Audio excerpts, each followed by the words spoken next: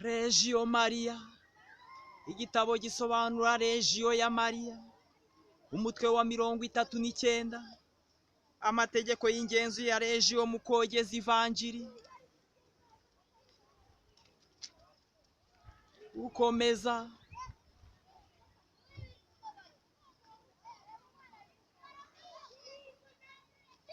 icyo gihe cyicungurwa nicyo abasokuruza bategereje.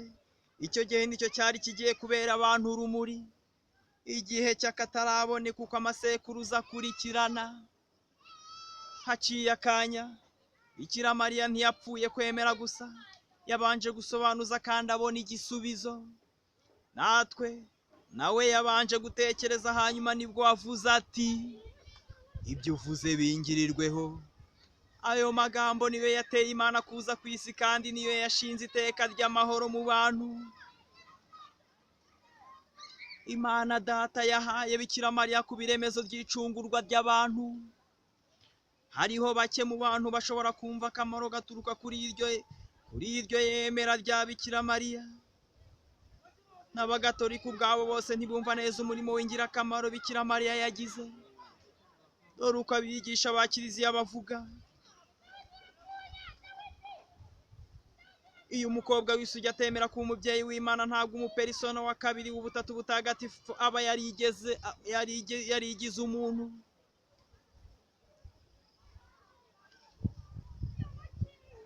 Nimutekereze uko byari kugenda hanyuma.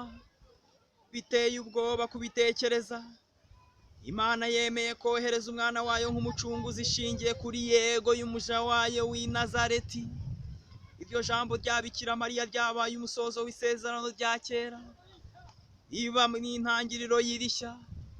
Ryarangije ibyahanuwe, ryacyamuye imikurikiranire y'amasekuruza, riba nk'umuseke w'inyenyeri yaka mu gitondo ibanziriza izuba ry'ubutabera. Kandi rero kuko umuntu abishoboye, ryahuje isi n'ijuru, rihuza abantu n'Imana. Hetingezi ni ibintu bikomeye mu by'ukuri. Mariya yari amizero rukumbi y'abantu. Icungurwa ryacu ntiryagiraga ikirihungabanya mu maboko ye. Nibwo yemeye kuba nyina w'umukiza, kandi rero uko kwemera kuratangaje. Nubwo tudashobora kubyiyumvisha neza, tubona ko yarangije umurimo w'agatangaza utigeze ubaho kugeza ubwo, kandi nta n'umwe mu bantu wari kuwushobora. Nibwo rero umucunguzi amujemo, kandi atari waziye, ahubwo kubera wazira abantu bose batagira epfo na ruguru. Niwo kandi Mariya yari yavugiye ubwo yemeraga. Hamwe n'umukiza wacu Bikira Mariya yatuzaniye ibyiza byinshi cyane, ari byo umugenzo wo kwemera ushingiyeho. Ukwemera nibwo bugingo nyakuri bw'abantu. Ibintu byose ni amanjwe. Ubwo ikiruta ni uguhara byose no kutagira ikintu na kimwe wihambiraho. Ni nacyo dukwiye guharanira hano ku munsi. Nako ngaho namwe nimutekereze ukwemera ko abantu babayeho n'abariho n'abazabaho, gushingiye ku magambo y'uwo mwana w'umukobwa. Bikira Mariya niwe remezo rya Kiliziya ya Kristu. Kubera iyo ngabire y'agatangaza kuvuba, amahanga yose agomba kwita isugi, umuhire. Niwe nkomoko ya Kiliziya yashinzwe na Kristu. Ntakwiye rero kubura umwanya mu mihango ya gikristu. Abamwirengagiza n'abamusuzugura twabavugaho iki? Aho rimwe na rimwe bibuka ko inema zose babonye ari we bazikesha. Iyo batarebwa n'ayo magambo ya Bikira Mariya ntibari gucungurwa. Mu yandi magambo, ntibaba ari abakristu na gato. Kabone naho bavuga iminsi yose bati, Nyagasani, Nyagasani. Ivanjiri ya Matayo umutwe wa 7 umurongo wa 21. Kandi rero niba ari abakristo bakagira ukwemera n'ingabire, ubwo bari mu byaha baterwa n'ubujiji, ntibamenye ko impamvu y'ubwo butono ari Bikira Mariya wabubahesheje ubwo yemeye kuba nyina wa Yezu. Ndetse batisi igira umuntu umwana w'Imana, inamugira umwana wa Mariya. Ni koko naho umwirengagiza, cyangwa se nk'uko Shakespeare abivuganye ishavu ry'umubyeyi we n'ibyiza yamugiriye, abashaka kumwumvisha ko intimba umwana atera nyina itambutse ububabare bwa rumwe n'inzoka. inyiturano nyakuri igiriwe Mariya igomba rero kuba ikimenyetso kiranga umukristu wese. Icungurwa ry'abantu ni impano Imana Data yanyujije kuri Bikira Mariya. Tugomba rero kubibashimira bombi. Kutabigira ni ukuba ruvumwa mu biremwa, ni ukuba umwana w'icyontazi. Shakespeare wavuga ko ari ukurusha ububi igikoko cyo mu nyanja.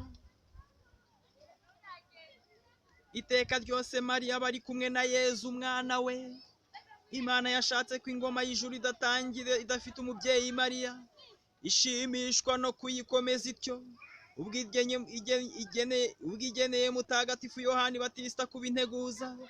Yamutagatifuje igihe uwo mubyeyi w'urukundo agiye gusura Elizabeti mu ijoro rya Noheli. Abanze gucumbikira Mariya ni Yezu ubwe abanze gucumbikira. Ntibiyumvishaga ko kwirukana kwari ukwanga kwakira umukiza wari utegerejwe. Ubwo abashumba bihutiraga kuramya uwo mahanga yose yari ategereje bamusanze hamwe na nyina. Ntibari kumubona iyo bategera nyina. Buri Epifani y'umunsi mukuru wo kwigaragaza kwa Nyagasani Yezu nibwo amahanga yose, abami batatu bari babereye mu kigwi yakiriwe n'umwami wacu. N'abo bami bamusanganye na nyina. Iyo batamwegera ntibari no kwegera umwana we. Ibyari byarabereye mu rwihishwa i Nazareti nabyo byagombaga kubera mu ruhame muri hekaru. Aho niho Yezu yituye Imana se, ariko nanone yari mu maboko ya nyina kandi niwe wamutuye. Yari umwana we kandi yatamugira ntaba yarigaragaje. Reka dukomeze. Abigishwa ba Kiliziya batubwira ko umukiza wacu atatangiye kwigisha Mariya atabimwemereye. Yatangiye gukora ibitangaza n'ibindi bimenyetso byerekanaga ububasha bwe n'ubutumwa bw'Imana atangirira i Kana ho muri Galileya, nyina amaze kubimwingingira. Adamu wa kabiri, Eva wa kabiri, igiti cy'umusaraba. Igihe igikorwa cyashoje, ugucungurwa kirangiriye kuri Karuvariyo, Yezu yarabambye ku musaraba kandi Mariya yari ahagaze munsi y'umusaraba. Ntibyari impuhwe z'umubyeyi gusa cyangwa se ngo bibe bitunguranye nk'uko umuntu yabikeka, ahubwo byari nk'igihe yemeye kumubera umubyeyi. Mariya yari munsi y'umusaraba mu kigwi cy'abantu bose, atura igitambo cy'umwana we ngo bakire.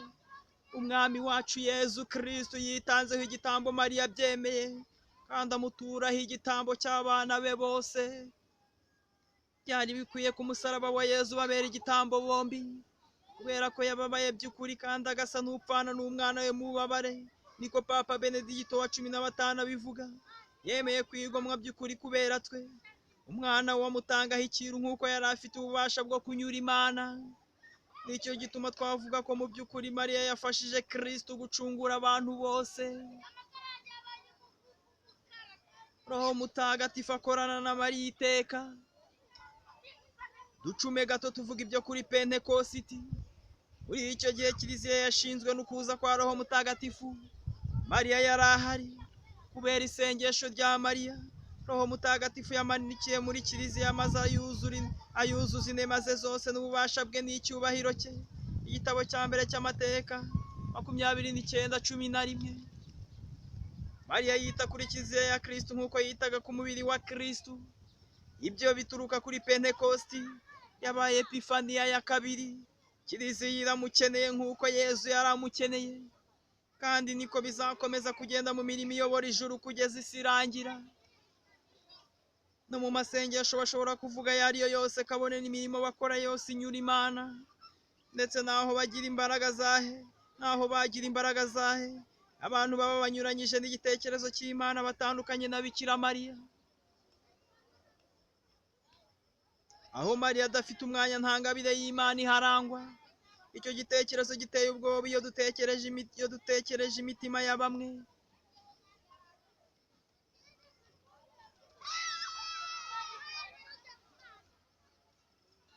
None se twavuga ko abirengagiza Bikira Mariya ndetse bakamutuka batabona inema n'imwe?